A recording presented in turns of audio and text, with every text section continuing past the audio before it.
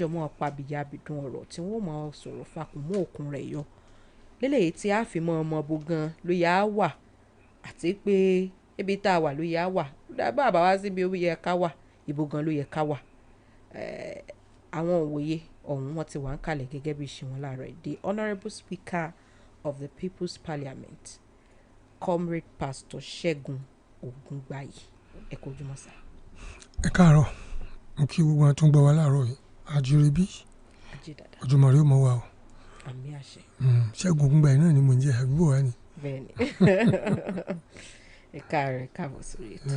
Adenike ọmọ bíbí inú Ishola ń lo ọkọ̀ tèmi náà láàárọ̀ yìí. Ojú àwọn ìwé ìròyìn kún tí àwọn nǹkan kan sì fẹ́ ṣẹlẹ̀ lónìí nípa àwọn tó ń lọ lórílẹ̀‐èdè Nàìjíríà, pàápàá jùlọ àwọn kan tí wọ́n fi ẹ̀sùn kàn pé wọ́n fẹ́ dìtẹ̀ gbàjọba, wọ́n ń pètèpèrò àti dìtẹ̀ gbàjọba lórílẹ̀‐èdè Nàìjíríà, tí wọ́n sì ti fọwọ́ òfin mú àwọn kan nù wọn, àwọn kan náà pápá bora, ṣùgbọ́n ju gbogbo ẹ̀ lọ wọ́n kó gbogbo ọ̀rọ̀ wọn déwájú ilé ẹjọ́ lónìí. Ilé ẹjọ́ mọ̀ jókòó gbọ́ ẹjọ́ wọn lónìí. Ìjọba àpapọ̀ ni wọ́n ti ṣiṣẹ́ lórí rẹ̀ tí wọ́n sì fi okọ̀ àwọn onítọ̀hún síta. Wọn ò daṣọ bo okọ̀ wọn, wọ́n kó gbogbo ẹ̀ ta láàárọ̀ ẹ̀. Ẹni tó ti fìgbà kan rí jẹ́ mínísítà lórílẹ̀‐èdè Nàìjíríà ń bí lábẹ́ àkóso ààrẹ àná tó ti dolóògbé Muhammadu Buhari, tó jẹ́ mínísítà kejì fún ọ̀rọ̀ epo èèyàn Silva, òun náà wà ń bẹ̀. Àwọn ọ̀gágun fẹ̀yìntì kan wà ń bẹ̀. Ọ̀gágun fẹ̀yìntì fún iléeṣẹ́ ọmọ ológun ojú òfurufú kan náà wà ń bẹ̀. Bẹ́ẹ̀ sì ni òṣìṣẹ́ ọlọ́pàá, inspector ọlọ́pàá kan wà ń bẹ̀ nínú àwọn tí wọ́n kó ọ̀hún. Àwọn afurasí náà wọ́n ní wọ́n mọ̀ fojú wọn dé níwájú ilé ẹjọ́ lónìí. Honourable Speaker, ní about 36 years ago, wọ́n ní dédé ọjọ́ òní iná ló ṣe tí àwọn kan tí wọ́n pètèpèrò láti fẹ́ dìtẹ̀ gbàjọba mọ́ Ibrahim Babangida lọ́wọ́, èèyàn Gideon Okafor, April 22, 1990 òun ni ọjọ́ yẹn, eléyìí tí wọ́n pè ní the Oka coup, ṣùgbọ́n kò ṣeé ṣe. Wọ́n tètè mọ bí wọ́n ṣe mú wọn, wọ́n kàn gbìyànjú láti fẹ́ dìtẹ̀ gbàjọba ńgbà náà. Attempt ni, coup attempt ni wọ́n pè ní 36 years ago. Òní náà ni wọ́n wá ní wọ́n mọ̀ fojú àwọn ilé náà ni wọ́n mọ̀ fi hàn dé. Olóyè àgbà Lékan Alábí ni wọ́n kàn sí wa láàárọ̀ láti ní pé ká rántí o, ká kí n sọ fún Honourable Speaker tó bá ti dórí sẹ́ẹ̀tì o pé ó ṣe déédéé pẹ̀lú ọjọ́ náà o, kí a gbé yẹ̀wò papọ̀. Ṣé rí àwọn tí wọ́n fẹ́ arraign yẹn, ẹ rí i pé they have spent some months in custody. Igun méjì ni wọ́n pín wọn sí. Àwọn kan wà tó jẹ́ pé they will face the courts, as civil courts. Àwọn kan tó jẹ́ pé wọ́n máa court martial àwọn ni, ìyẹn àwọn tó jẹ́ military nínú wọn. But àwọn tó máa kó lọ sí court, àwọn retired military officers and some other civilians tó wà ní wọn kó wọn lọ sí court, to the Federal High Court to be tried. But àwọn tó jẹ́ major military serving officers, ọ̀pọ̀lọpọ̀ wọn máa court martial àwọn ni. Now the list tó máa gbà, tọ́pọ̀lọpọ̀ wọn máa gbà, òní kan fún wọn ní life imprisonment, tó máa find wọn culpable fún treason and the so-called attempted coup tí wọ́n charge wọn fún. The moment they are found culpable, the list tẹ̀lé fún wọn òní, because wọn ti abrogate capital punishment kúrò ní òfin wa, and then àwọn tó bá dẹ̀ ṣe bẹ́ẹ̀ yẹn capital punishment náà máa ń fún wọn jù, wọ́n máa ń pa wọ́n ni. And most of the people tó ṣì wà nǹkan tó ń sọ nísìnyí pé kán try wọn, ká fi mọ, kán dẹ̀ profile wọn, kán fi mọ involvement ẹnìkọ̀ọ̀kan wọn nínú bóun náà ti lọ́wọ́ sí. For example nísìn ẹni tó jẹ́ pò ló ń kó oúnjẹ, tó ti jẹ́ pò ló wà ní logistics nǹkan kan bẹ́ẹ̀, tàbí tó jẹ́ pò ló máa wà ní ìtajà lọ kó bọ̀ wá nǹkan kan bẹ́ẹ̀, ó ní ẹ̀sùn tí wọ́n fi kàn, tàbí àwọn tó kàn wà ní meeting tí wọ́n ti jọ ṣe meeting, tọ́jókòó sí ìpàdé yẹn, tó bá rí Psalm 1, ó ní ìbùkún ní fọkùnrin tí kò jókòó, tí kò rìn, tí kò sì dúró ní ibùjókòó àwọn ẹlẹ́gàn ní gbogbo ẹ̀bẹ̀. Ó kà á Psalm 1 tí kò jókòó, tí kò dúró, tí kò sì rìn. Tó bá ti jókòó tàbí tó dúró tó rìn, you are culpable. tó o ti súnmọ́ bèbè bẹ̀ lásán. You are culpable. o ti gbọ́ lásán wọ́n believe pé you are supposed to quickly tell a peace officer tó bá ti gbọ́. wọ́n sọ bẹ́ẹ̀. bẹ́ẹ̀ ni you quickly have to tell a peace officer tó bá ti gbọ́ pé o gbọ́ lásán quickly fẹ́rẹ́gẹ́ kó tètè lọ sọ peace officer kán tètè mọ̀ pé o lọ́wọ́ báyìí mo gbọ́ o but o gbọ́ o dákẹ́ o ti wà culpable. Are you get what I'm saying now? Go to accomplish it. Tàbí pé mi ò lọ́wọ́ ń bẹ̀ mo kàn máa gbé mọ́tò mi driver o ti lọ́wọ́ ń bẹ̀ pé so o bá wọn ṣe meeting pọ̀ you are done for. So wọ́n á profile wọn kan fún mi yé àwọn tí wọ́n fún oníkálukú according to their involvement in the coup in the alleged coup tí wọ́n ṣe. But you know history máa repeat ara ẹ̀ gan o and that is why people need to be careful about history. Sometimes people become victors of history. Sometimes àwọn mìíràn jẹ́ victim of history. You become victim of history if you don't learn from history. Tọ́ba kẹ́kọ̀ọ́ látara tó ti ṣe. Bẹ́ẹ̀ni you become victims but tó bá learn from history you become victors. You will not fall as a victim to history. So sometimes àwọn kankan máa ń ṣẹlẹ̀ tá a mọ̀ pé it has a kind of spirituality undertone nínú ẹ̀. Why tó fi jẹ́ pé ọjọ́ yẹn coincide nísìn mọ òní tí ayé Babangida the attempted coup then and now the attempted coup tí wọ́n fẹ́ bẹ̀rẹ̀ sí try wọn lónìí. It is either by coincidence or accidental we now see the kind of what I would say similarities now nínú àwọn yẹn against military officer ni eléyìí against civilian government ni but notwithstanding ẹgbẹ́ against military officer pápápá ló yanjú wọn tó kó wọn lẹ̀ court martial and the other civilian or whatever ó kó wọn lẹ̀ ni wọ́n ti lọ but this one is a democratic dispensation where thorough investigation wọ́n gbọ́dọ̀ ṣe kẹfù àṣọ ẹ̀ pé wọn kò ń ṣe aláìṣẹ̀ òun ni wọ́n mú but you know ẹni pé initially they were denied even from defence headquarter nígbà tó ń sọ pé kú ni o tí defence headquarter ní kò sí ìsìntòjò bẹ́ẹ̀ yẹn o ẹni pé they were because number one ni pé I don't blame them because they need to be sure kan tó gbé news jáde láti má raise fear among the citizens láti má kàn cause a lot of unnecessary apprehension tí unnecessary apprehension bá wà they won't be able to contain it so they need to tread with care but now that everybody has agreed there is a coup and those people have been arrested bó jẹ́ pé àwọn ọmọ ọ̀pọ̀lọpọ̀ àwọn tán tì mọ́ nínú àwọn officers yẹn gbogbo àwọn ọmọ wọn ti ń kígbe don't kill our daddy o don't kill our kìnìkan táwọn náà ló máa gbé pọ́ fẹ́ pa àwọn ìyàwó náà bọ́ táwọn fẹ́ pa bàbá wọn but you know àwọn iṣẹ́ kan wà tó gbé téèyàn bá ti gbà you have to abide by the rules and the problem we have in this country even ní civil service ní other iṣẹ́ tán gbà ṣé o gbọ́ mo ti láwọn táwọn wọ́n gbaṣẹ́ lọ́dọ̀ àmì tó pé gbaṣẹ́ àṣetàfí fún ẹ pé they don't follow the rules the rule of engagement tẹ bá wá act wọ́n lẹ burú. There's always rules of engagement for every appointment. Rules of engagement máa ń wà. Ní broadcasting nísìn there are rules of engagement. There are what to say and what not to say. How to say it and how not. Bá a ti ń sọ̀rọ̀ bá a ti ń sọ ọ̀nà tá a gbé sọ àti ọ̀nà tá a kì í gbé sọ ohun tá a gbọ́dọ̀ wí àti tá a gbọ́dọ̀ wí ó wà nù iṣẹ́ yìí náà. Tẹ́nìkan bá sọ tí òsọ tó gbé people will start crying wọ́n ti lé jù wọ́n ṣe kékeré but there are rules. Kó tó gbẹ̀ṣẹ̀ rules ti wà. Job description wà fún tó máa ṣe kó tó gbẹ́sẹ̀ there is a job description so when there is a job description there are rules of engagement you have to be careful about the rules you don't break the rules you don't work near people who can't you pé o ti break the rules so whether wọ́n kó wọn but now the allegation is one of them is on the run former minister of petroleum former minister of state for petroleum Sylvia is on the run tí wọ́n bá ṣe rere ara kìí àyọ wọn ní ẹlẹ́ṣẹ̀ yóò sá nígbà tí a kò lé I remember during the time of coup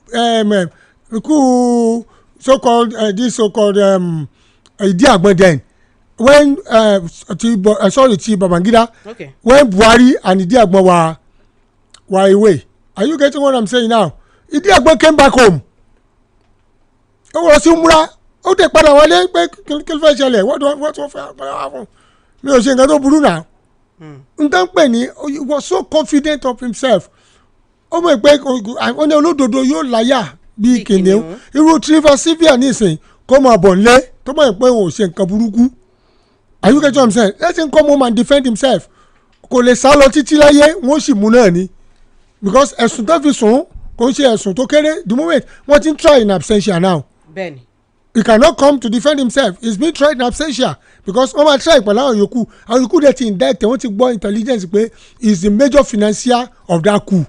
So he ran away. Ṣé àwọn coup to succeed ọ̀pọ̀lọpọ̀ civilian máa ń lọ́wọ́ nu most of the coup to succeed àwọn náà máa ń finance ẹ̀. And military kì ló wà ti finance civilian máa wà nù wọn tó máa finance. Ipe àwa la gbówó lẹ̀ ó yá tó bá dé ṣe tán àwa náà lájèrè ẹ̀. But the question is why? For a former governor, a former minister, ó ti ṣe governor rí. Do you know power corrupts power? Absolute power corrupts absolutely. And the moment you step in blood, it's like the moment you enter into the corridor of power. Wọ́n fẹ́ jáde mọ́ corridor of power. They want relevance throughout their lives. Ẹ tó ṣe gómìnà náà fẹ́ lọ fún senate.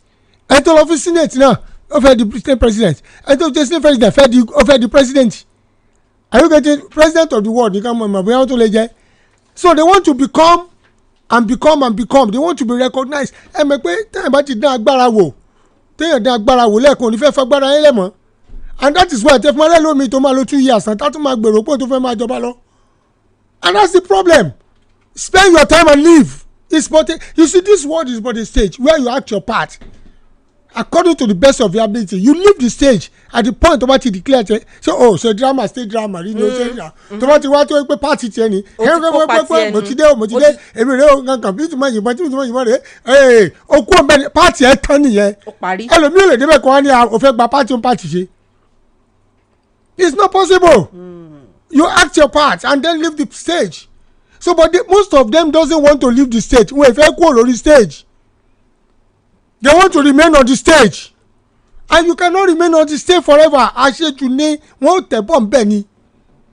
But for àwọn olóṣèlú, for people that have tasted power, wọ́n fẹ́ remain ni o. Because náà bá remain wọ́n pé influence àwọn máa jálulẹ̀. So understand tí mo sọ influence àwọn jálulẹ̀.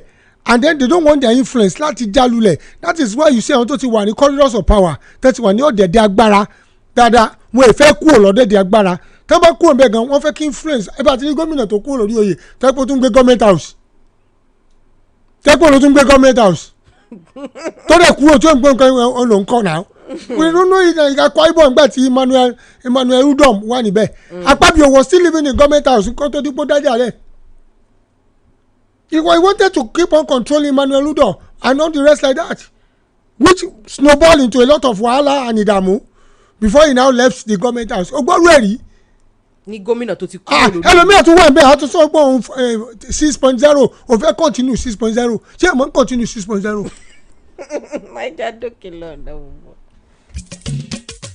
Àjídìgbò 88.7 FM. Èèlò ná lórí epo lọ́sẹ̀ yìí ó pọ̀ ju tọ̀sẹ̀ tó kọjá lọ àbí owó epo túbọ̀ ń gbówó lórí sí i bẹ́ẹ̀ la sì ná ọ̀pọ̀lọpọ̀ owó látàrí èyí ìbá ṣe ìgbà ooru tàbí àsìkò òjò kò sígbà tá a kì í ná òbítíbitì owó lórí epo tá à ń rà sínú ẹ̀rọ amúnáwá wa jẹnẹrétọ̀ nígbà gbogbo. Kí ló dé tó sì ná ọ̀pọ̀lọpọ̀ owó lórí iná pẹ̀lú Lumos o lè tọ́jú ìdá 70 owó sápò ara rẹ kó o sì bọ́ lọ́wọ́ epo rírà nígbà gbogbo. Kí ni mo lè fi ẹ̀rọ amúnáwá Lumos tàn? O lè fi tanná fáànù àbí rédíò bẹ́ẹ̀ sì ni o lè fi ṣáàjì fóònù rẹ àti àwọn ohun èlò tó ń loná tó ṣe pàtàkì. Ṣé ìwọ náà rí i pé ó rọrùn kò sì wọ́n rárá? Bẹ́ẹ̀ni pẹ̀lú Lumos kò sí ariwo kò sí pé ò ń ra epo kò sí wàhálà rárá owó rẹ̀ ò sì gún pá ó ṣe é gbọ́kànlé pẹ̀lú iná nínú ilé rẹ láìsí fàákájà. Darapọ̀ mọ́ ọ̀gọ̀rọ̀ àwọn ènìyàn tó ń lo Lumos láti bọ́ lọ́wọ́ owó ìná tó ń fani lápòyà yára pè wá lónìí sórí 0800 123 4567 kí wọn náà bẹ̀rẹ̀ sí ní rówó fipamọ́.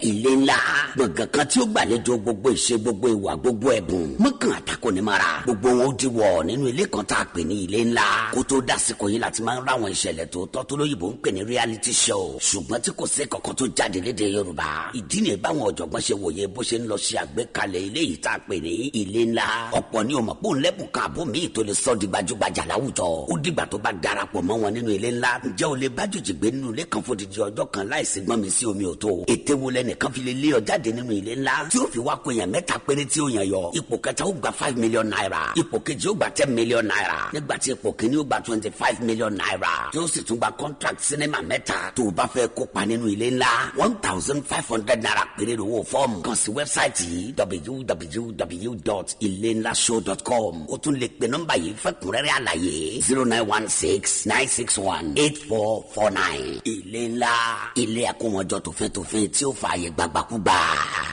ọ̀rọ̀ ìdìbò tó wà ńlẹ̀ nípínlẹ̀ ọ̀yọ́ ọ̀rọ̀ gbogbo wa ni kò sẹ́ni tí ò kàn nítorí ọ̀rọ̀ tó bá kàn sáàsùn yóò kàn síbí ọ̀rọ̀ tó bá kogójì yóò kàn ọ̀ọ́dúnrún ohun tó bá kan abọ́yadé ti gbogbo ọlọ́ya ni gbogbo ọmọ ìpínlẹ̀ ọ̀yọ́ ò nílé lóko lódò lẹ́yìn odi nílẹ̀ adúláwọ̀ ni àbí lókè òkun àgbájọ ọwọ́ la fi sọ̀yà lọ̀rọ̀ tó wà ńlẹ̀ yìí o ká lè gba ìpínlẹ̀ ọ̀yọ́ kalẹ̀ lọ́wọ́ àwọn ọ̀jẹ̀lú ẹ jẹ́ a jọ darapọ̀ nínú àkójọpọ̀ àwọn èèyàn tó ń fẹ́ rere ìpínlẹ̀ ọ̀yọ́ eléyìí tá a pè ní oríyọmí grassroots mobilizer OGM káàkiri àgbáńlá ayé kò síbi tẹ́ ẹ̀ ti lè darapọ̀ mọ́ wa ẹ lọ sójú òpó ìtàkùn ayélujára tí ń jẹ́ www.oriyomigrassrootsmobilizers.com.ng ẹ forúkọ sílẹ̀ ńbẹ̀ gbogbo ìbéèrè tẹ́ ẹ bá ní ẹ béèrè ńbẹ̀ á sì dá yín lóhùn á dáhùn ìbéèrè yín láì fàkókò ṣòfò lẹ́ẹ̀kan sí www.oriyomigrassrootsmobilizers.com.ng lójú òpó wa OGM ọmọlúàbí pọ́nbélé ohun èèyàn lóhùn ọlọ́run. ìjọ òsìdógóbìyà ni ó lè ṣe máa jó bóyá kọjá lákọlà èmi ò lè ṣe máa gbọ́. ó làlá ó ti yá ìlú ìbàdàn tó máa mẹ jìgìjìgì nítorí délé akébọ̀dé délé ìjìnlẹ̀ tó ń ṣayẹyẹ silver jubilee on the microphone 25 years tó kún fún ìrírí lẹ́nu iṣẹ́ ìgbóhùnsáfẹ́fẹ́ ó dúpẹ́ lọ́wọ́ ọlọ́run ó fẹ̀mí ìmoore hàn sáwọn tó ń gbéṣẹ́ fún un àti gbogbo fans délé ìjìnlẹ̀ káàkiri àgbáyé ayẹyẹ máa wáyé lọ́jọ́ sunday ọjọ́ kẹta oṣù karùn-ún may 3 ọdún yìí ní genesis hall challenge ìbàdàn pk first ajaba sakadi obesere àti yíká james adonai tó máa wọn gbajúgbajà olórin lọ́lọ́kùn ọ̀jọ̀kan ló máa kọrin lùlù fún wa jó aṣọ ti dé ọ̀pọ̀ èèyàn ló máa jẹ̀bùn ilẹ̀ àtàwọn ẹ̀bùn kàǹkàǹkà lọ́lọ́kùn ọ̀jọ̀kan tẹ́ bá fẹ́ raṣọ tá a mú ẹ máa pe délé ìjìnlẹ̀ sórí aago ẹ̀ 08024043067 lọ́jọ́ sunday ọjọ́ kẹta oṣù karùn-ún may 3 ọdún yìí pẹ̀lú délé ìjìnlẹ̀ ọjọ́ ìdùnnú ọjọ́ ayọ̀ tí délé ìjìnlẹ̀ ń pe gbogbo àwa olóríire ni ẹ jẹ́ ká jọ pàdé níbẹ̀ a máa retí yín o see you when you get there. Akidibo 88.7 FM.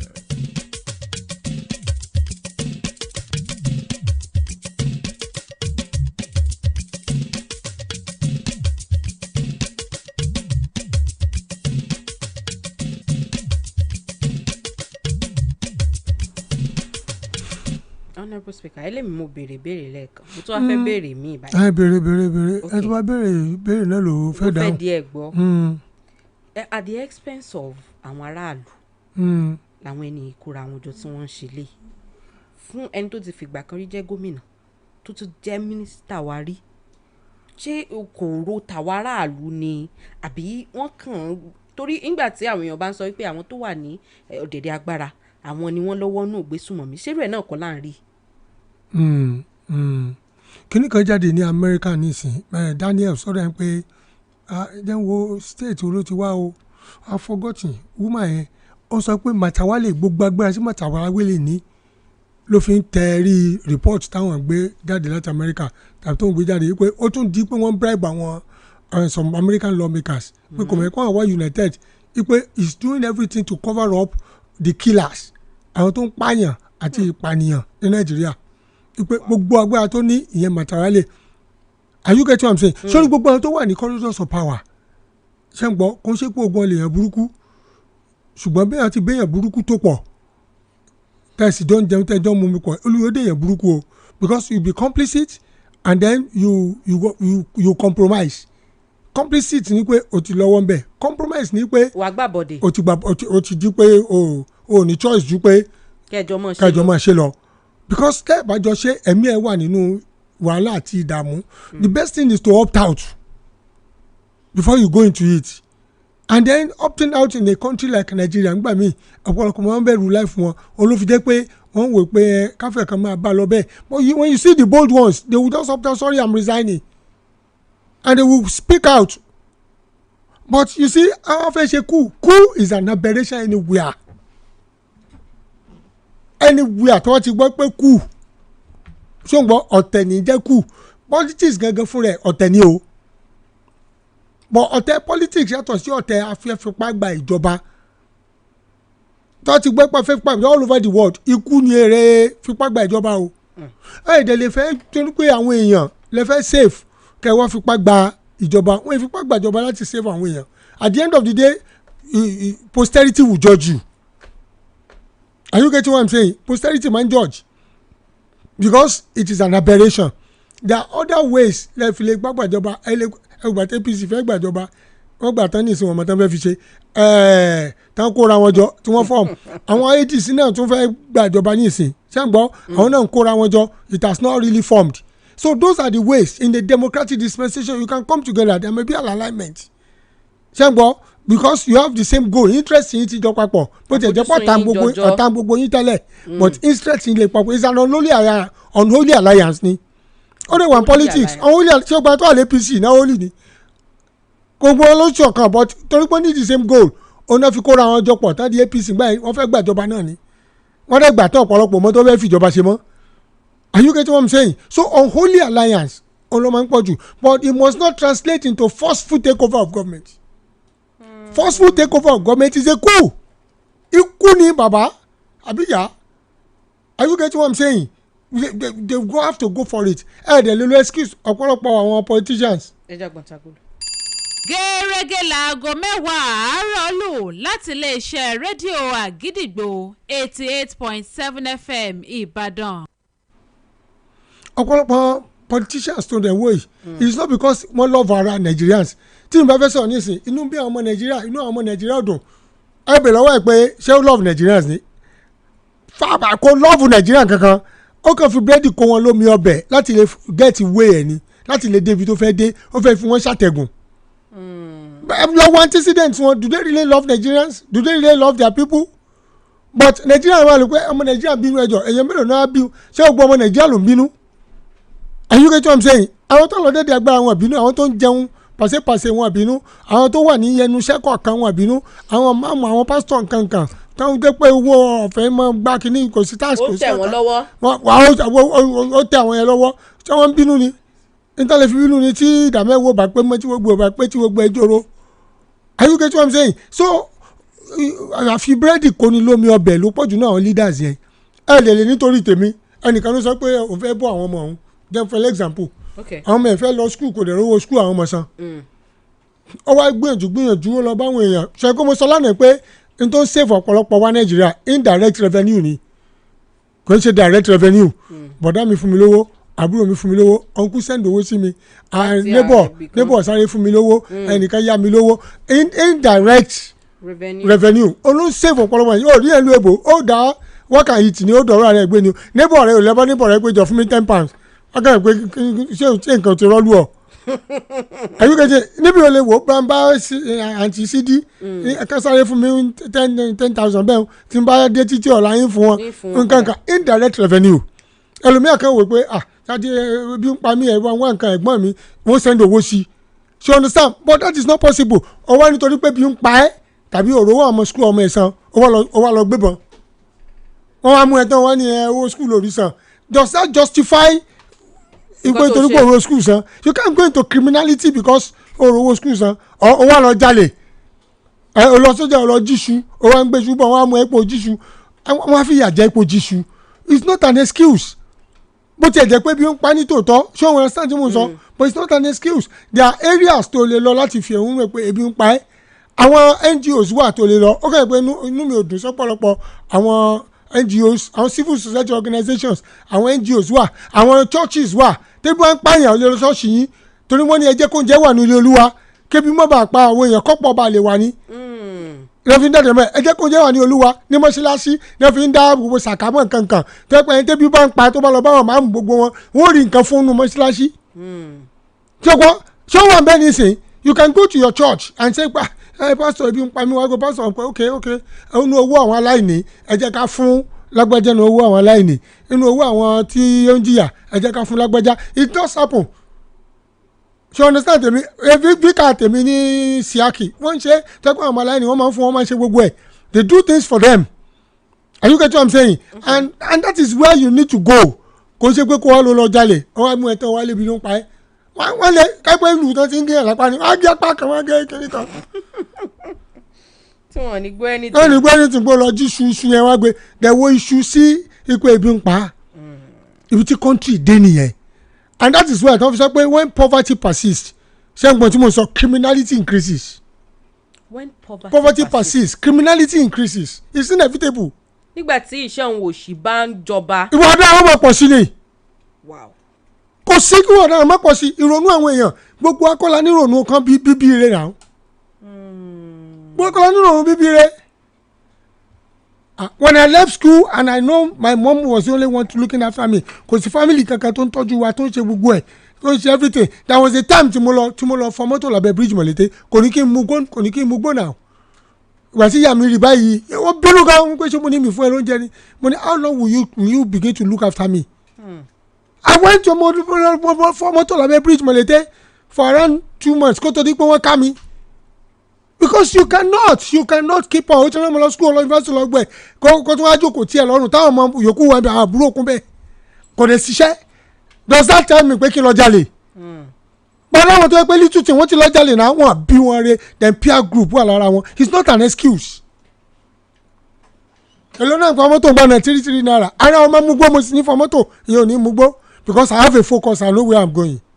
Because I have to sustain my life. I have to do something to help this mom, a widow.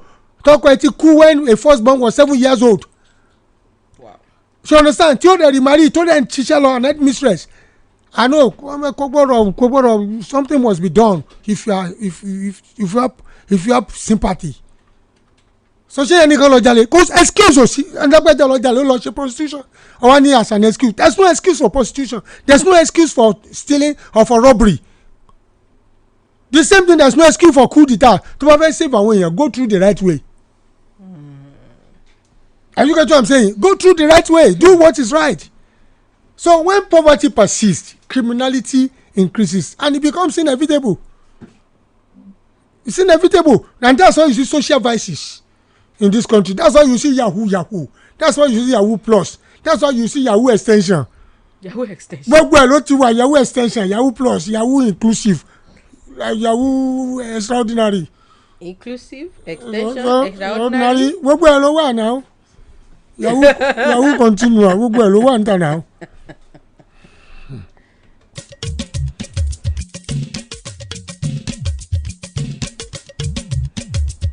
Okay. Honourable Speaker lára àwọn nǹkan tí ó tún ṣẹlẹ̀ lónìí ó ní ọ̀rọ̀ ilé ẹjọ́ lórí àwọn ẹgbẹ́ òṣèlú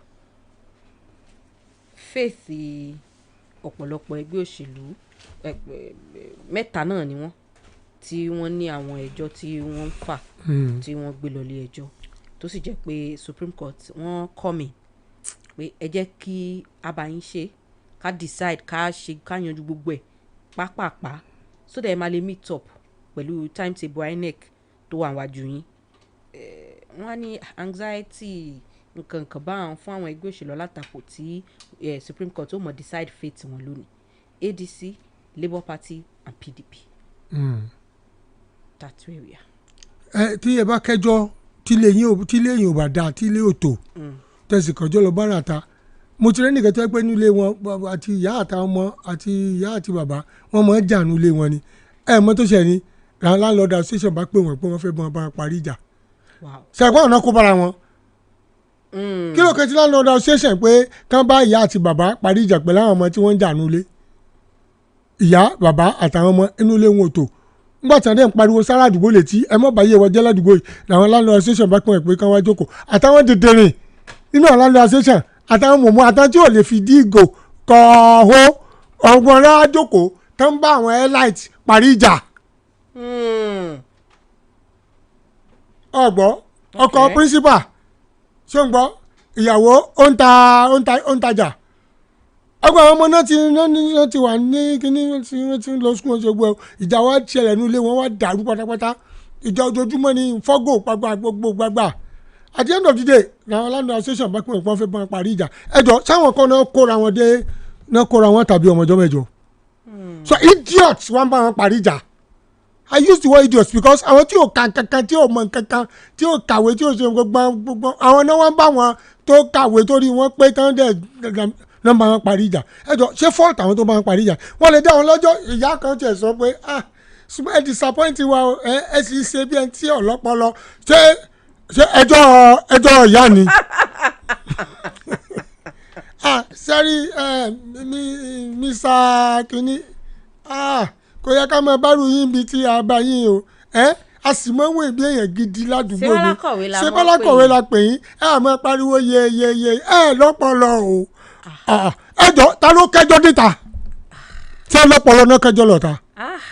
So when you look at these politicians when you don't follow the right route ẹ gbàgbé pé wọ́n ní APC ń kọ́wọ́ bọ̀ wọ́n iṣẹ́ APC ní kò kọ́wọ́ bọ̀ wọ́n ọgbọ́n mi ebi fún Gbajabiamila sọ́ngbà yẹn pé ìwọ ọmọkùnrin ẹgbẹ́ o mọ lọ dàbẹ̀rù lọ́jà àti àwọn àlẹ́yìn ẹni so ó ti sọ pé careless talk ní Gbajabiamila give lánàá ó sọ pé wọ́n lọ́wọ́ nù rúdurùdu tó ń ṣẹlẹ̀ there is no doubt about it kò sí bó ti rí ẹni tí ó lọ àwọn abá mojísọ́lẹ̀ kan rí abá CAC ìgbàgbọ́ àgbà mọ́ abọ́jọ́ school níta kọ́ sọ ní pé bọ́ọ̀ tó mọ́ ń score nu wọn yẹn ká kọ́kọ́ lọ kìlẹ́kì oníkákọ́ ṣe léṣe that was 1980 lolúbàdàn stadium ẹ kìlẹ́kì nígbà tá a dé bẹ̀ báyìí ẹnìkan la fi tì ó kìlẹ́kì tí ó lè gbà bọ́ọ̀lù mọ́ àmì èjì wọn jọ létà inú wa wá dùn àti achieve góòlù wa àti decimate wọn ó slide ẹni tí ọrùn ẹsẹ̀ ẹ ṣe bẹ́ẹ̀ tí ó lè play mọ́ ó ṣe láńkàláńkà níta fi nàwọ́ 4-3 la fún ọ níjọ́ tí mò ń sọ ní olúbàdàn stadium. ká pé bàbá ẹlẹ́ran wà bẹ́ẹ̀ ni bàbá ẹlẹ́ran ká pé wọ́n bẹ́ẹ̀ wọ́n mọ̀ nàwá sí ẹni. ìbàdàn mo sọ láàárọ̀ yìí wọ́n mọ̀ nàwá sí ẹni wọ́n mọ̀ nàwá sí ẹni. sí ẹni wọ́n mọ̀ nàwá sí ẹni. ṣùgbọ́n a ti gbé kúrò ní pápá káwọn ní kí ló dé ẹ̀kí náà mọ̀ ṣe ìkànnì wọn iṣẹ́ ti opposition nù. sábà kí ẹlẹ́kì wọ́n jẹ lẹ́yìn jẹ wọ́n lè bu ẹ létí jẹ nígbà tí Holyfield àti Tyson jà sẹ́ǹgbọ́ ẹ gé tí ẹ jẹ́ tí ẹ bu lẹ́jẹ̀ ni nígbà tó wọ́ yaba ọ̀gá tí Holyfield gbá nígbàkúgbà báyìí ó lọ gé Holyfield létí jẹ ṣé ó wà lára àjà ọ̀nà fi ní ara àjà òun lè yín wà ìwọ ló ní jẹ́ kán gé ọ létí jẹ as an opposition wà á tún ilé ẹ ṣe the ruling class is looking for everywhere láti gé wọn létí jẹ because ọmọ ìpè tó wọ̀ bá kí wọn lẹ́kì kó mú player wọn kó mú striker wọn kúrò lójú ọpọ́n ṣé ń gbọ́ wọ́n máa go so they need to neutralize that word neutralize that striker and that is what APC is doing indirectly no empirical fact mean empirical fact but speculated that is what they were doing indirectly but you ẹ̀yin tẹ́ ẹ jẹ́ party did you follow due process ọ̀nà fi ń pè yín pé ẹ̀ ń privatize party on party. ṣe ẹ force wọn lọ́wọ́. ẹ ti force wọn lọ́wọ́ ẹ̀yin lẹ́gbẹ́ ẹ̀dẹ́ court imagine wọ́n ṣe election wo ti irú ti Imo State tẹ́pẹ́ number 4 ní court lọ gbé judgement fún. ehejo àbí kí lórúkọ gómìnà Imo yẹn number 4 ló ṣe náà ẹ̀yin lẹ́gbẹ́jọ́ lọ kóòtù sì wá wò pé ok ẹ yọ -2 kúrò ní tẹ́lẹ̀ ẹ yọ -10 kúrò nílé number 4 ló win election ẹ gbọ́ wúrẹ̀ rí. ẹ̀yin politicians lẹ ń jẹ́ pòtí ẹ̀yin lẹ ń bára yín jà ẹ̀yin lẹ tó lé yín ẹ̀yin lẹ concede fúnra yín ẹ̀yin lẹ fọwọ́sowọ́pọ̀ ẹ̀yin lẹ slide ara yín in your own party. àwọn tí àwọn mọ̀mọ́ wá ń dájọ́ yín àwọn kan wá ń dájọ́ yín wọ́n ń gbé yín ẹ wá ń bínú Supreme Court gbogbo wọn náà ti kóra wọn lọ ilé ẹjọ́ báyìí. òní ni wọ́n gbọ́n. òní ni ìbọn bá ṣe dájọ́ sí ni wọ́n kàn fọ apá jánu ni. lẹ́yìn ilé báyìí kò sí nǹkan kan. Supreme ló fẹ́ dájọ́ and you know wọ́n máa ń pò pé as incorruptible as a British judge ní wọ́n sọ you cannot say that to Nigerian judges say as incorruptible as a Nigerian judge gbàgbé ẹ̀ as unpredictable as a Nigerian judge I'm not saying they are corrupt as unpredictable as a Nigerian judge just like you say as incorruptible as a British judge get me incorruptible as a British judge unpredictable as a Nigerian judge mọ̀jà lo corruptible. I don't understand that. They are unpredictable anything can happen. nígbà wọn dájọ́ Ọ̀ṣun tán dájọ́ ọlẹ̀ fún yàn ẹ wá sọ pé ìwọ torí pé o ní ìtàn ilẹ̀ náà ó dẹ̀ sọ dáadáa gbogbo àwọn tó nílẹ̀ tó ti lọ ó ní ìwọ ló nílẹ̀ ọwọ́ ní ìwọ ní ìwé ilẹ̀ lọ́wọ́ ṣùgbọ́n ọmọ tán lẹ̀ náà ìwọ náà ló nílẹ̀ ẹ ti ní wọ́n lọ nara wọn pa ṣé judgement nìyẹn. That is not clear cut. You have already created more confusion. That's why I'll show is what it is today. Tí APC ló rú ní local government PDP akọ ló rú ní state gbogbo ẹ̀ wá ń dojú bí ẹsẹ̀ kìíní mi tẹ̀ mẹ́sẹ̀ àwọn tó ń dojú rú gan. olú ẹ̀ mọ́sẹ̀ láàárọ̀ yìí. ẹ̀ mọ́sẹ̀ o ẹ̀ mọ́sẹ̀. Akidibo 88.7 FM.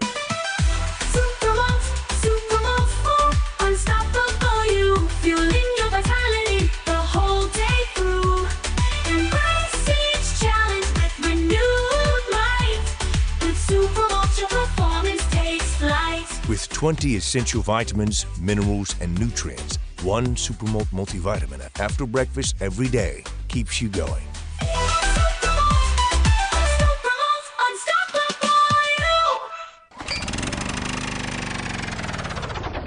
èèlò ló ná lórí epo lọ́sẹ̀ yìí ó pọ̀ ju tọ̀sẹ̀ tó kọjá lọ àbí owó epo túbọ̀ ń gbówó lórí sí i bẹ́ẹ̀ la sì ná ọ̀pọ̀lọpọ̀ owó látàrí èyí ìbá ṣe ìgbà ooru tàbí àsìkò òjò kò sígbà tá a kì í ná òbítíbitì owó lórí epo tá à ń rà sínú ẹ̀rọ amúnáwá wa jẹnẹrétọ̀ nígbà gbogbo. kí ló dé tó sì ná ọ̀pọ̀lọpọ̀ owó lórí iná pẹ̀lú Lumos o lè tọ́jú ìdá 70 owó sápò ara rẹ kó o sì bọ́ lọ́wọ́ epo rírà nígbà gbogbo. kí ni mo lè fi ẹ̀rọ amúnáwá Lumos tàn? o lè fi tanná fáànù àbí rédíò bẹ́ẹ̀ sì ni o lè fi ṣáàjì fóònù rẹ àti àwọn ohun èlò tó ń loná tó ṣe pàtàkì. ṣé ìwọ náà rí i pé ó rọrùn kò sì wọ́n rárá? bẹ́ẹ̀ni pẹ̀lú Lumos kò sí ariwo kò sí pé ò ń ra epo kò sí wàhálà rárá owó rẹ ò sì gún pa ó ṣeé gbọ́kànlé pẹ̀lú iná nínú ilé rẹ láìsí fàákájà. darapọ̀ mọ́ ọ̀gọ̀rọ̀ àwọn ènìyàn tó ń lo Lumos láti bọ́ lọ́wọ́ owó iná tó ń fani lápòyà yára pè wá lónìí sórí 08001234567 kí wọn náà bẹ̀rẹ̀ sí ní rówó fi pamọ́. I am malaria, the king of malaria parasites. My mission is simple, to take over your body, to cause fever, chills, headache. But one thing stands in my way. Come on. Effective relief from malaria. Comal on malaria gone. If symptoms persist after 3 days, consult doctor. ó ti dìrọ̀rùn báyìí o orí ìrìn lóore wà ètò ìfẹrùránṣẹ́ pawófowópamọ́ tí iléeṣẹ́ deliver here gbé kalẹ̀ bẹ́ẹ̀ ni ìfẹrùránṣẹ́ ti ṣe ní ẹ̀dínwó làwọn tí ń deliver ẹrù tí wọ́n ti wà lórí app wa náà ń mọ̀ cash out. At deliver here we believe delivery should be affordable and rewarding for everyone. Bẹ̀rẹ̀ láti April 20, 2026 2,500 naira péré ni a ó fi ẹrù tí kò bá ti lé ní 5 kilogram ránṣẹ́ láti ibikíbi láàrin ìlú Ìbàdàn. Bẹ́ẹ̀ ni 2,500 naira láàrin Ìbàdàn àyàrá bíi mọ̀nà wá. Join the movement today. Download Deliver Here Sender app lórí Play Store àbí App Store. Enter your pick-up and drop-off locations. Sign up as a partner agent láti máa pawó lọ lórí ìrìn. Send us WhatsApp message on 09010335482. Àbí kẹ́ ẹ kàn sí wa ní parcel center wa nínú Gbági tuntun Ìbàdàn. Deliver Here. Deliver anything, anywhere. Akidibo 88.7 FM.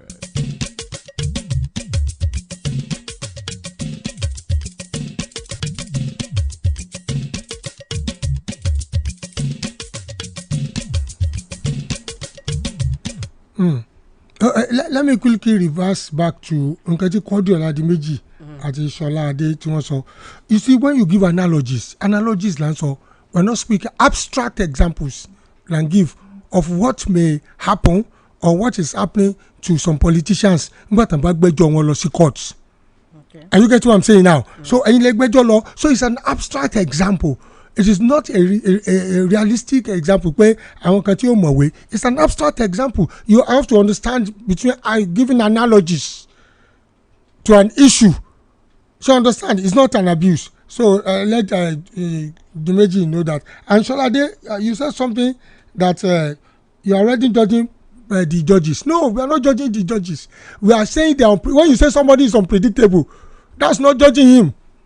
Unpredictable means mọ̀bítẹ́jọ́ ọjà sí dẹ̀ lè sọ pé báyìí ni wọ́n dá who will go to court standing tí judge máa ṣe rè wọ́n máa dá mi láre ni everybody dẹ̀ ló máa lọ court standing wọ́n dá wọn láre so they are unpredictable in some cases you can predict ẹjọ́ tí nìkan bá dárìn tó ṣe gbé wọn máa rán lẹ́wọ̀n ni but in Nigeria you can't predict our judges and that is why a lot of people say àwọn judiciary ti ń ṣe kíní kan judiciary ò wá okay judiciary ṣe sí because some are very very unpredictable ṣé àwọn ẹjọ́ tó ń dá yẹn can you predict such judgment will come in that way so it is not an indictment it is just a vivid description a narrative of àwọn kan tá à ń rí tó sì ń ṣẹlẹ̀ so unpredictability is not judging it is giving a narrative a kind of a description of exactly what is happening so please keep on ṣe tweeting and keep on writing so the méjì àti kìíní so that's what it's all about thank you.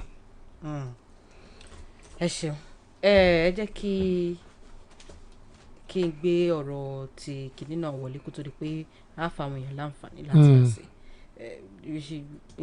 n tá à ń pè ní pé kán reshuffle cabinet ààrẹ orílẹ̀-èdè wa Nàìjíríà ṣe àwọn àgbéyẹ̀wò àti àwọn àtúntò kọ̀ọ̀kan wọ́n yọ àwọn kan wọ́n fa àwọn míì síbẹ̀ wọ́n sì jẹ́ àwọn mọ̀ pé àwọn kan iṣẹ́ wọn ti tán o terminate appointment wọn Tinubu ti yọ Ẹdùn mínísítà fún ètò ìnáwó Wálé Ẹdùn tí wọ́n sì fi okò Oyèdélé léde gẹ́gẹ́ bí ẹni tí wọ́n fi jùrọ̀ rẹ̀ Dangiwa náà iléeṣẹ́ tó ń rí sí ọ̀rọ̀ ilégbè wọ́n yọ òun náà wọ́n fẹ̀lòmíì síbẹ̀ ojú ìwé kẹfà ìwé ìròyìn Nigerian Tribune láàrẹ̀ láti rí tí a sì ti mú jáde wá àwọn tí wọ́n yọ kúrò nípò fi àwọn míì síbẹ̀ mọ́ ṣètò lágbọ́n ọ̀rọ̀ owó ní pàápàá jùlọ ti Ẹdùn eléyìí tí wọ́n gbé kúrò ní ipò tó wáyé honourable speaker. ọwọ́ ti Ẹdùn àbí. bẹ́ẹ̀ni. ṣe rí we've had so many lies from the Ministry of Finance tí wọ́n sọ pé owó pọ̀ nílé àti make owó gan yet ẹ wo owó tí wọ́n fún military 7% ẹ wo health sector most of these sectors are underpaid ìmí gan wọ́n ti ẹ̀ fún budget deficit ló and yet Ministry of Finance then sọ fún wa pé owó ti wà nílẹ̀ government is doing well but these sectors are not performing. àárín kankan agbésùnmọ̀mí wọ́n wà ń tàbí nǹkan mi ẹ wo 7% náà fún Ministry of Defence ní budget performance wọn 7% budget performance so who is now lying to who? Are you getting what I'm saying? nínú about 300+ billion tó yẹ kó tó wọlé síbẹ̀ ẹ wo iye tó fún wọn. So the Ministry of Finance has not been doing well and when it comes to kan pawó wọlé lóòótọ́ lẹ́lẹ́ pawó wọlé owó wà nílẹ̀ kíní kan wà nílẹ̀ ṣe pé monetary and fiscal policy òní monetary ní ti central bank fiscal policy ṣe ń gbọ́ òní ti Ministry of Finance but méjèèjì have to work together in tandem but when the monetary is doing well the monetary system policy is doing well ti fiscal policy the Ministry of Finance tí o ṣe dáadáa you have to ask the Minister of Finance what they were doing so changing Ẹdùn for Oyèdélé you can see it coming the rate Oyèdélé fi ń sáré rise because of the so-called tax reform and everything tó ṣe it's rising very fast and then a leader will look at somebody that is performing láti wò pé maybe you can do better here but definitely Ministry of Finance Federal Ministry of Finance has not been doing well and that is the minister has not been doing well in that regard so it's not surprising that Lagbonraje it's not surprising that they need to change Ẹdùn and whether Ẹdùn or Oyèdélé àwọn ọmọ president yẹn làwọn méjèèjì láti jọ ń bọ̀ látẹ̀kọ́ láti jọ ń bọ̀ so 5 and 6 náà ni to me except we see a very drastic change in fiscal policy wa is not despite pẹ̀lú owó tó pọ̀ ẹ̀ tún yáwó owó tó pọ̀ ẹ̀ tún yáwó within 3 minutes ẹ̀ ti sáré ṣe kíní kangaroo ní house. pẹ̀lú bí ẹ bọ́ ṣe ní pé kẹ́dùn mọ́dúlù kó lọ rest léyìí náà kò tí ì tó bí wákàtí mélòó kan tó sọ̀rọ̀ yìí òun náà ti jáde sọ̀rọ̀ nínú ìròyìn tó ń jáde ní yàjóyàjó pé ó bẹ̀rẹ̀ sí ní defend àwọn policies. no ó máa kọ́ ọ láti sọ iṣẹ́ ìrìjú ẹ̀ all right láti kókó àdìfẹ́ kó a sọ iṣẹ́ ìrìjú tó ṣe kó tó kúrò ó náà débẹ̀rẹ̀ sí sọ pé àwọn ṣe àwọn policy báyìí òun ṣe àwọn reforms báyìí òun pawó wọlé òun ṣe gbẹ but the question is ó pawó wọlé does it change people's lives Does it affect the so-called agencies, the health sector, educational sector? Àwọn SANU àti ASUU wọ́n tún sọ pé àwọn strike lẹ́yìn ọjọ́ mẹ́ta. What have you done in that regard? Ṣé owó wà lẹ́ni tẹ̀lé ń yáwó? I mean, don't let us deceive ourselves. Are you getting what I'm saying? It's like what Margaret Thatcher said in 1990. Tony, Nigeria is too rich to be poor. Too rich to be poor. So when we are too rich, that's quite. I don't know. It's quite an irony. Too rich to be poor. So it's an irony. And when you look at it, alowo. Ìpè àti lówó ju káwá tó sì lọ. Ìbolówó wa. Bí kọ́lọ́mọ ọmọ ẹlẹ́ran oúnjẹ egun. Ṣé egun ló wù jẹ ni? Ọmọláṣọ ó wà kìsà. How? So mbolowo yẹn ń bọ̀ ní aṣọ ẹ̀ wá wà tó fi jẹ́ pàkìsà. Ṣàkìsà ló ń wù wọ̀ ni. Kò ṣàkìsà ló ń wù wọ̀. Something is wrong somewhere. So and that is what really happens in the case of Edun. I'm bringing Edele in. We wish him all the best and think our policies will begin to favour Nigerians. When you say our GDP is rising, di lórí table now. Akẹ́sẹ́ kó bàbá èèyàn kan lówó káwọn kẹ́bídẹ̀ máa pa àwọn ọmọ ẹ̀ kọ́mọ tọrọ gàrí ládùúgbò kí bàbá wọn dẹ̀ ẹ̀dùkadẹ̀ ní bàbá wọn lówó gan àìwọlé wọn bó ti ní kárabàtà wọ́n dẹ̀ mú gàrí. Bóyá bàbá wọn wà discipline. Wọ́n dẹ̀ tọrọ gàrí ládùúgbò wọn tọrọ that's just it. Ẹ wà máa wò pé kí ni gbogbo àǹfààní kìíní either there is a mismanagement somewhere or is living a life of deception. Nítorí lè ṣẹlẹ̀ nìyẹn. Wọ́n rí nǹkan tó gbé jeep jáde tó ṣe gbọ́ ẹ̀ tí ọyẹ́ ń kẹ́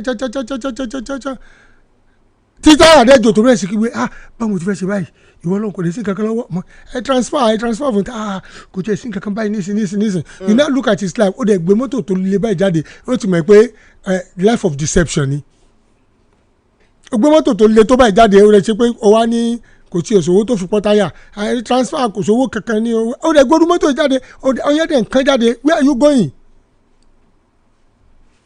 And that is just an example of it. Ẹ lè rò pé irú èèyàn bẹ́ẹ̀ kò ní owó tó fi kọ́ táyà. So Nigeria we have lived a life of denial and deception for a long time. Our GDP is the best in Africa. We have a rising GDP. What does it translate to? Does it translate to food on our table? And it is the responsibility of the government to provide an environment where citizens will have food on their table, where we will not live in hunger. Ara wọn kan sustainable development goals nìyẹn. Number 2 nìyẹn food sustainability. Number 1 nìyẹn eradication of poverty. When poverty and hunger don't strike ìlú and you are saying our GDP is rising, ibo ló ti rise? It doesn't translate to anything. Tí o gbọ́ school ti wó tán.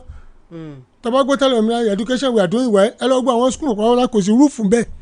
Kò sí kankan bẹ́ẹ̀ kò sí anything bẹ́ẹ̀. Ẹ kàn ṣe school 4 péré 3 péré ẹ wálé ẹ ti try. We are doing well. Even if you do 30 schools out of 300 schools, you still fail. 110 ló ṣe now. Ẹ wà máa showcase mẹ́wàá tẹ́ ṣe fáwọn èèyàn pé ẹ ṣe education. Which education did you do? So it doesn't translate. It doesn't translate into the well-being of Nigerians. And that is why probably the president needs to do something hurriedly. Láti rí i pé wọ́n change the minister to bring a more proactive and pragmatic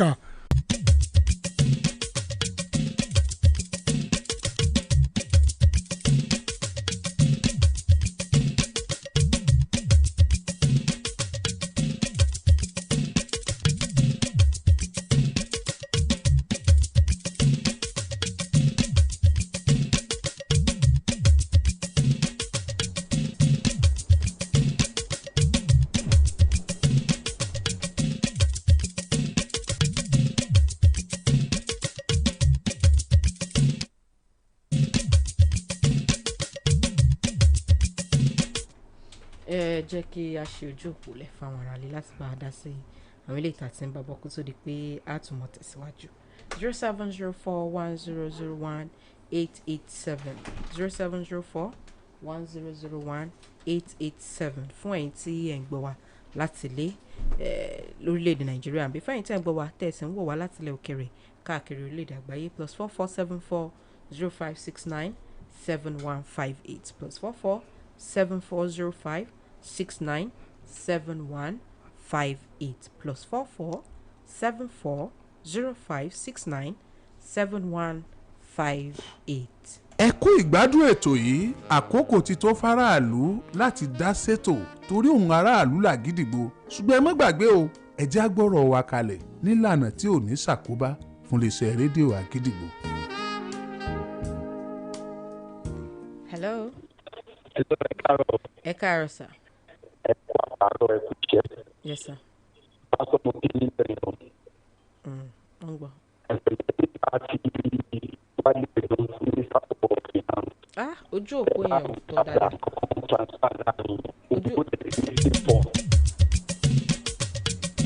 ojú òpó yẹn ò tọ́ dáadáa ẹ lè pè wá padà ká lè bá gbọ́ yín dáadáa. hello. ìpè kọlu ra wọn. hello. hello. yes sir.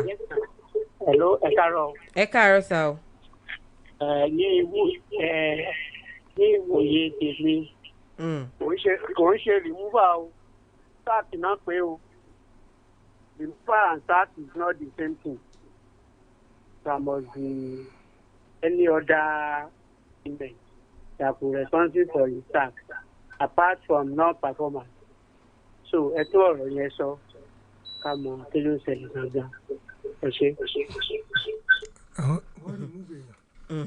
láìtọ́jọ́ wọ́n ṣàkíyàn láìtọ́jọ́ the point is no more there, he has been replaced. Tinubu removes Edun. Oyedele replace Edun. Oyedele replace Edun. Ó dípò rẹ̀ ó yọ kú o. Gbogbo tí ó wà bí láàárọ̀ yìí. Tinubu removes Edun. Sack yẹn we are not privileged to know whether it's sack, but there are certain reasons that are given and we look at his performance. So performances ẹ̀ ló máa sọ the way it is. Hello. ẹ káàárọ̀ sá. ẹ káàárọ̀. ẹ ṣiṣẹ́ o pásọ àti ẹ ṣe gan. ẹ káàárọ̀ sá. ẹ dákun torí pé olóòtítọ́ ni yín a sì ń gbádùn yín ẹ jọ ṣẹ́rí lórílẹ̀‐èdè wa yìí a nílò àdúrà tó dáa gan. ní ìwòye tèmi for over 70 years náà táwọn náà ti délé wáyé yìí àárín tó ń ṣẹlẹ̀ sí àwọn haúsá wọ́n ń ṣe kánò di ara wọn ṣùgbọ́n ọ̀dọ́ wa la ti ń ṣe ilé ìpìlẹ̀ kó rí bẹ́ẹ̀ kò yẹ ẹ bá wọn sọ fún àwọn tó di ṣèlú lórílẹ̀‐èdè pàápàá jùlọ ní gbogbo ilẹ̀ Yorùbá kí ló ṣe tá a lè kọpúrẹ́ẹ̀tì bàbá rẹ̀ nìkan tó jẹ́ èèyàn wa tí ò ṣe dáadáa a lè pè wọ́n tí bí àwọn haúsá ṣe máa ń ṣe lọ́dọ̀ wọn bẹ̀ yẹn wọ́n máa ń pera wọn wọ́n á dẹ̀ bá ara wọn sọ̀rọ̀ ẹ wo ti bàbá Buhari for over 8 years ló fi ṣe èmi ò ṣe lóṣèlú o I'm the minister of God o ṣùgbọ́n èyí kò yẹ kó rí báyìí ẹ jẹ́ ká gbàdúrà ká pera wa ká ṣe àtúnṣe tó tọ́ yóò dáa fún ìsà mọ́ àná ìtìlá blessa. Prince Akíade lórí Facebook wọ́n ní everything is not about prayer we need action. I don't know. Terry, mo sọ fún ẹnìkan mo ní if you read and you did not pray you may fail o.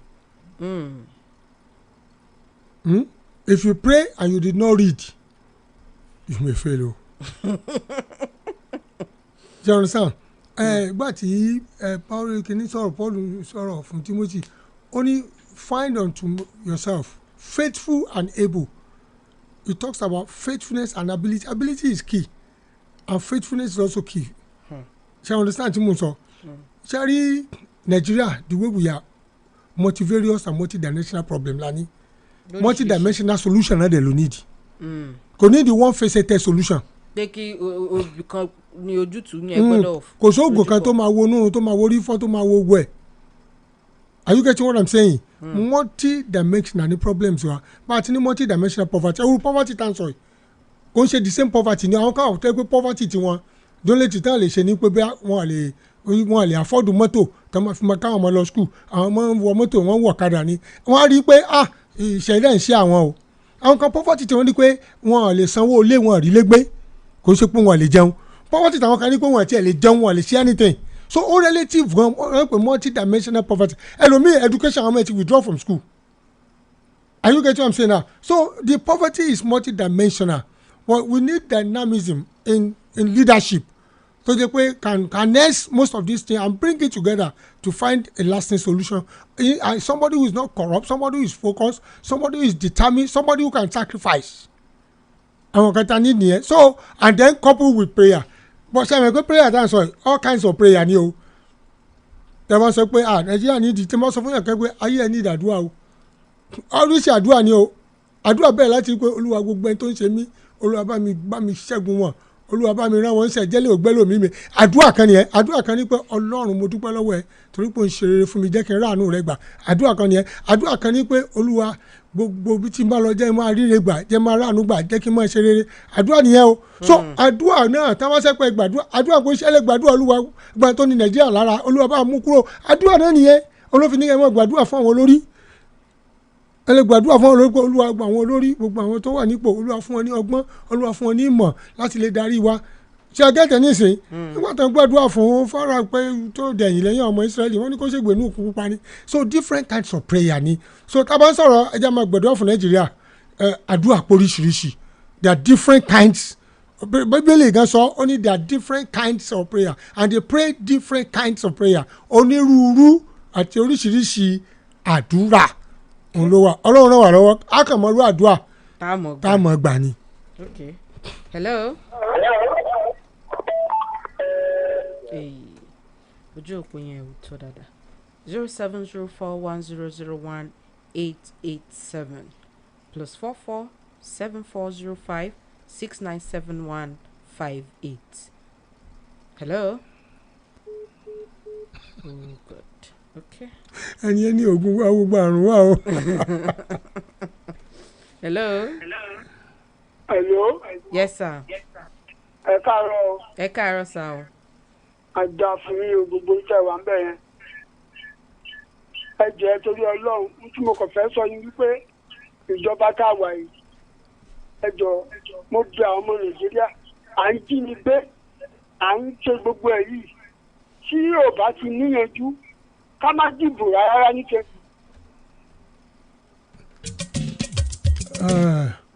That's a shenanigan kind of thing. We are not in a state of anarchy or chaos.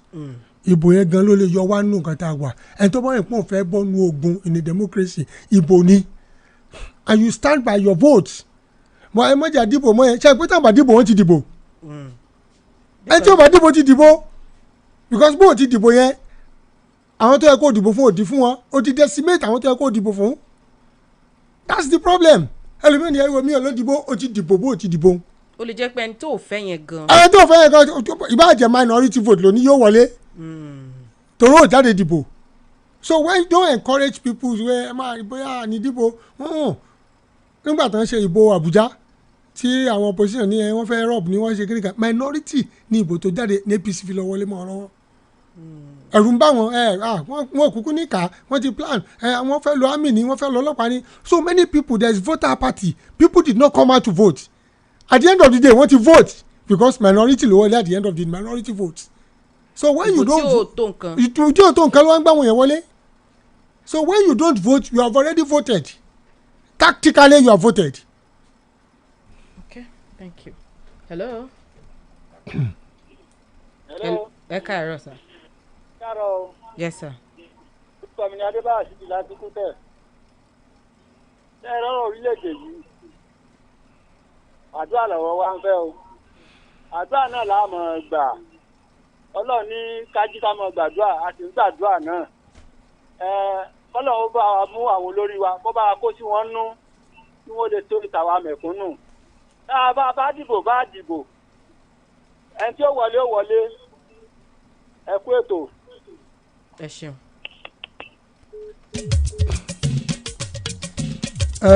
That's another wrong statement. Bẹ́ẹ̀ dìbò tẹ́ dìbò ẹni tí ó wọlé that's another wrong statement. Ara ìṣòro ta ní Nàìjíríà lọ́wọ́lọ́wọ́ ń sìn because I need trust deficit and voter apathy. Ẹni bẹ́ẹ̀ dìbò ẹni tí ó wọlé ó ń gbà tí believe pé ìbò yín ò count. Make your vote to count. Tẹ́bọ̀ mi pé ẹ fẹ́ change the situation of things you go out and vote. We don't encourage such statement must not ever be encouraged. Bá dìbò ẹni tí ó wọlé we have resigned to your fate pé everybody is a failure.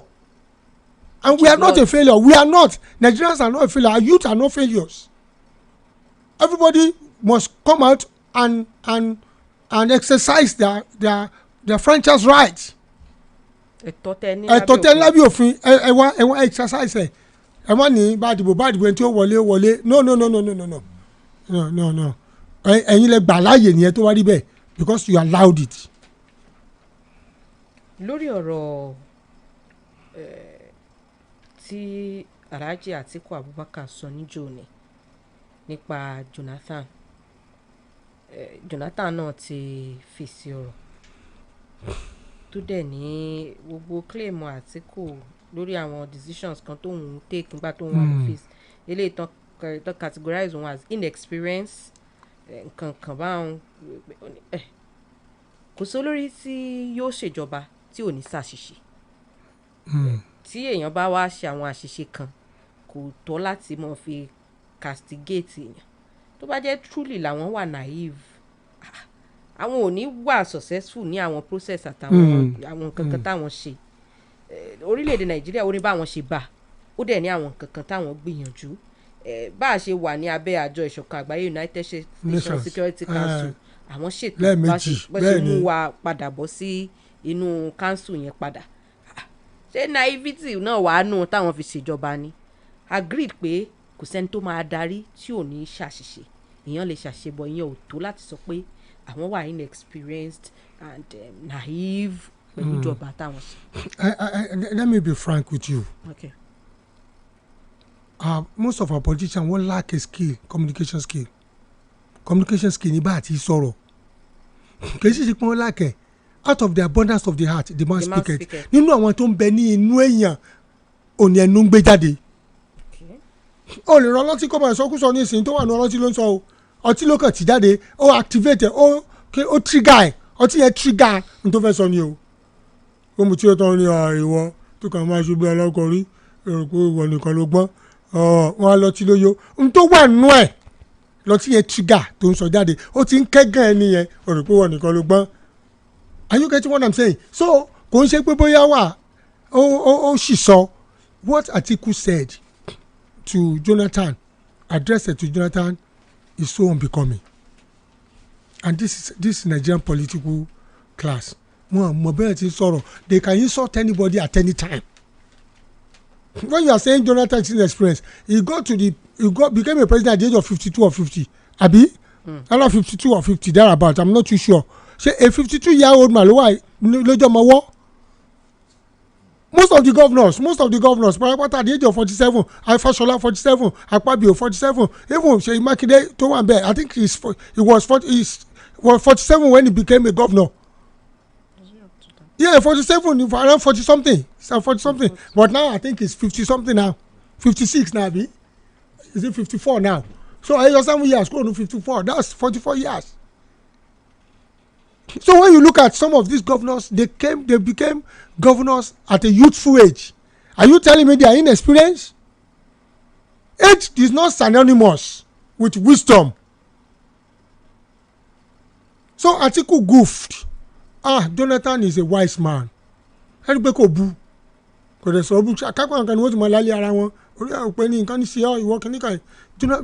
the former president, Jonathan did not do that.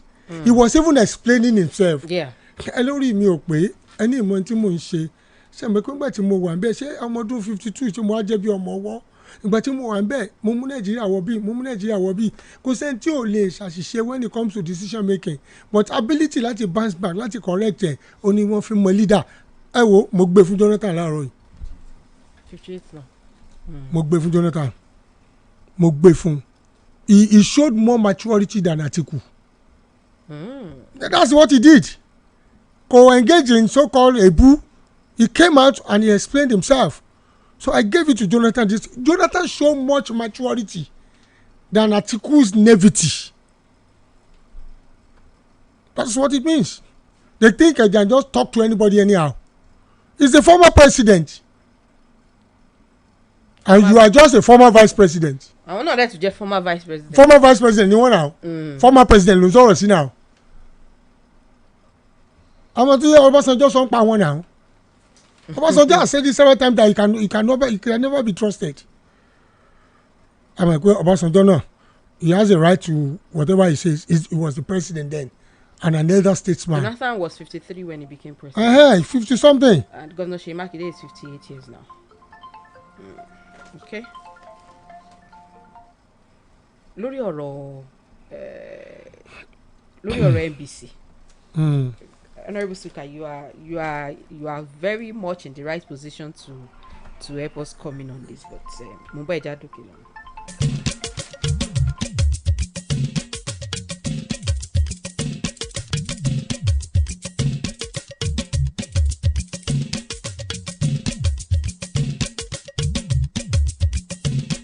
Akidibo 88.7 FM. ọ̀rọ̀ ìdìbò tó wà ńlẹ̀ nípínlẹ̀ ọ̀yọ́ ọ̀rọ̀ gbogbo wa ni kò sẹ́ni tí ò kàn nítorí ọ̀rọ̀ tó bá kàn sáàsùn yóò kàn síbí ọ̀rọ̀ tó bá kogójì yóò kàn ọ̀ọ́dúnrún ohun tó bá kan abọ́yadé ti gbogbo ọlọ́ya ni gbogbo ọmọ ìpínlẹ̀ ọ̀yọ́ ò nílé lóko lódò lẹ́yìn odi nílẹ̀ adúláwọ̀ ni àbí lókè òkun àgbájọ ọwọ́ la fi sọ̀yà lọ̀rọ̀ tó wà ńlẹ̀ yìí o ká lè gba ìpínlẹ̀ ọ̀yọ́ kalẹ̀ lọ́wọ́ àwọn ọ̀jẹ̀lú ẹ jẹ́ a jọ darapọ̀ nínú àkójọpọ̀ àwọn èèyàn tó ń fẹ́ rere ìpínlẹ̀ ọ̀yọ́ eléyìí tá a pè ní oríyọmí grassroots mobilizer OGM káàkiri àgbáńlá ayé kò síbi tẹ́ ẹ̀ ti lè darapọ̀ mọ́ wa ẹ lọ sójú òpó ìtàkùn ayélujára tí ń jẹ́ www.oriyomigrassrootsmobilizers.com.ng ẹ forúkọ sílẹ̀ ńbẹ̀ gbogbo ìbéèrè tẹ́ ẹ bá ní ẹ béèrè ńbẹ̀ á sì dá yín lóhùn á dáhùn ìbéèrè yín láì fàkókò ṣòfò lẹ́ẹ̀kan sí www.oriyomigrassrootsmobilizers.com.ng lójú òpó wa OGM ọmọlúàbí pọ́nbélé ohun èèyàn lóhùn ọlọ́run. Akidibo 88.7 FM.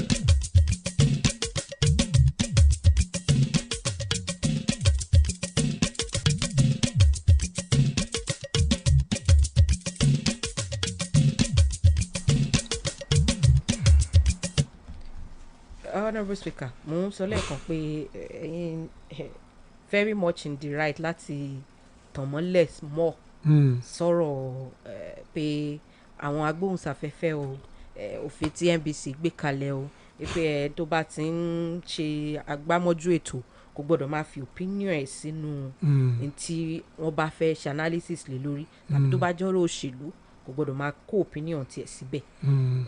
Looking at it ṣé òfin yẹn ṣó ní òní ṣó wà out of place ni ṣó àbí because a lot of àwọn ẹgbẹ́ serap ti sọ̀rọ̀ pé ẹ má victimize àwọn journalists ẹ má victimize àwọn broadcasters Nigeria Guild of Editors náà ní threat ni.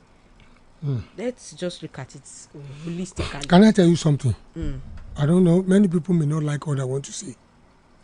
NBC is the regulator under the law, and when you see somebody is a regulator òfin máa ń wà tán mọ́ fún yàn. So mo pe you are a presenter now, you are not an analyst. Oh, entitled to opinion tiẹ̀ fi opinion lẹ̀ fún mi tí mo jẹ́ guest tí mo jẹ́ analyst. You are not entitled láti hype. Kò fẹ́ ṣe program nísìn kò gbé mi wá nísìn kò wá ní my guest today Honourable Ṣẹ́gun Ògúngbàyè èèyàn ńlá ni èèyàn alágbára ni tó ti ṣiṣẹ́ takuntakun tó pé kò sí tí ò ṣe tán ẹ wo bó ti ṣe olórí tó pé ni èèyàn yìí ni kò sí níta ilé ìfẹ́ lọ́wọ́ ẹ̀ tí ọmọ kíní kan ó ṣe títì ó ṣe gbá kí ni tiẹ̀ láti mọ ni mo ṣe títì èmi ni màá fẹnu ara mi sọ títì tí mo ṣe náà yours is to ask questions relevant tí mo dẹ̀ ni mo ṣe títì ó lè béèrè pé sorry with the report that you have and the investigation that you have not been able to do títì yẹn o èmi màá tún bẹ̀rẹ̀ sí sọ̀rọ̀ are you get what I'm saying now kò ṣe pé ìwọ ni wọ́n wá di pé ìwọ wọn sọ pé no you are wrong, you are very clinical stupid, you are this, you don't have that right as a journalist. Even investigative journalists dem ṣe documentaries every empirical facts ẹ máa ń gbé kalẹ̀. It is through the empirical facts that you are now asked your questions. Are you get what I'm saying? Ó dàbí ẹnìkan tí wọ́n gbé gbẹ́ngbà tó ní tó ń pe ọba kan pé that ọba is a thief, is a kìnnì kankan. You cannot call somebody a thief. That the law is there. Wọ́n ní ìlú tí ò sófin ẹ̀ṣẹ̀ ò sí ìlú tó fi bá ti wà ẹ̀ṣẹ̀ wà ń bẹ o. So most of the attacks don for NBC it is just out of being sentimental, being emotional. Let NBC do their job. A lot of people will think our government in NBC. We've seen something in the past. NBC gbégi láwọn kan ẹ bèrè pé nǹkan tí wọ́n sọ kan rewind it. Ẹ rí pé NBC is right. Àṣejù ọ̀pọ̀lọpọ̀ pọ̀ gan as an anchor person. You cannot be opinionated. You cannot. You can't be opinionated. You ask questions according to empirical facts tó wà lọ́wọ́ ẹ, but don't be opinionated. Don't come on here and say lónìí Nàìjíríà ti dàrú pátápátá àti ẹ̀mọ́ tó fẹ́ ṣe mọ́ gbogbo àwọn tó ń kan yọ sípò wọ́n ń ṣe yẹn gidi kìnnìkan. You are a presenter. You don't have the right to that. Ṣùgbọ́n lónìí ta fẹ́ bẹ̀rẹ̀ à ń wò bóyá àwọn èèyàn ti lè sọ̀rọ̀ nítorí pé Nàìjíríà ò tiẹ̀ dá rárá. Oh, you don't have that right. Tó bá sọ tán wàá sọ wàá lò fẹ́ bẹ̀rẹ̀ program but you have already goofed. O ti mú side. Tó o bá fẹ́ sọ pé let's listen to the feelers of Nigerians ẹ lọ ṣe vox pop káwọn ọmọ Nàìjíríà sọ fúnra wọn ẹgbẹ́ mi ń pa àwọn ìyànjá wọn ẹgbẹ́ guest wa kó wọ́n ṣe analysis bí àti ń jẹ wọ́n. Ti ẹni pé now I think with the submission that we have are you saying that there's so much hunger in the land because of what you have said and the empirical facts that are available? Okay, let's look at the percentage of the hunger that you said are in the land. You say you are now asking follow-up questions. Lórí nǹkan tí mo ti béèrè pẹ̀lú facts tó ti fún ẹ. If you need to check fast check again, you can go and fast check. Or if you need to bring somebody else, you can bring. Sorry, the allegation you are making against that person, we have to find out and we have to call him. Because what you're saying is that we cannot take what you're saying, but because what you're saying is that the man is not responsible. And with the facts that you have presented, is really telling us your thoughts towards him. We are going to call you. We're going to get the other side of the story. Into our son here, kò ṣe pọ̀ lọ́wọ́ sọ pé wọ́n ti ní ọ̀rẹ́ àmọ̀ ìpè ọ̀dà tẹ́lẹ̀ àmọ̀ ìpè wà rẹ̀ ọ̀dà. There's a limitation of gbogbo nǹkan in life. So ọ̀pọ̀lọpọ̀ wa journalists we go against that limitation. We don't think we have limitations. And for every engagement ó la sọ pa rule of engagement. Code ti NBC gbé kalẹ̀ wọ́n tún máa ń pè wá wọ́n tún máa ń pa àwọn èèyàn wípé ó yá o ẹ wá wò kí ni opinion yín pa code which one do you get? They deliberate. There's a kind of interactive session even on the code NBC gbé jáde. They call stakeholders. Public hearing náà ń pè ní other time. So what else do you want? But Sherry and like òfin and most of us as two Sherry tí ọ̀pọ̀lọpọ̀ presenter ṣe ń gbọ́ tó máa ti gbowó lọ́wọ́ èèyàn tó ti jẹ́ dodo ìsọkúsọ wọn mọ̀ sọ. Nígbà wọ́n ti gba brown envelope tán ẹnu ẹ̀ wà ní kò ṣe control mọ́. Ẹlòmíì dẹ̀ ní out of arrogance. Kàmbàlì wọ̀ ló ṣàmù àṣọ wa ká máa sọ jábájábájábá which is against the rule. Ẹni tó bá lọ school gan mọ̀ pé what to say and what not to say, how to say at time not to say. Those are the basic rules in broadcasting. Tàǹtẹ̀lé. So ọ̀pọ̀lọpọ̀ kan máa ń ṣe àwọn máa bú gọ́ọ̀mẹ̀ntì. Gọ́ọ̀mẹ̀ntì ò ní nǹkan kan ṣe pẹ̀lú NBC. If you look at some of the things NBC has done. Ẹ̀wọ̀n tó gbé sanction lù ẹ bèrè pé kí ni sọ sọ right ni. Kí ló tá máa ń wà ṣe serap náà kí serap must study the code. They must understand what broadcasting is all about. Freedom of speech tiẹ̀ ṣùgbọ́n must not and cannot override my own freedom of speech. Ibi títí ẹ parí sí ní tèmi ti bẹ̀rẹ̀. Okay, thank you.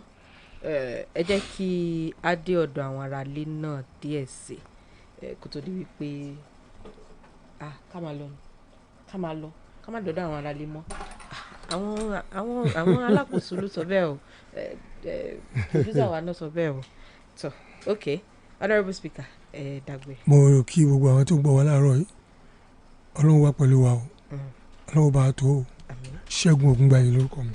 tó ọ̀rọ̀ lẹ ti gbọ́ ṣeun tí ẹ darapọ̀ mọ́ wa lórí ètò ṣókàn wa láàárọ̀ yìí Adenike Ishola ló kọ tèmi ẹ ṣeun.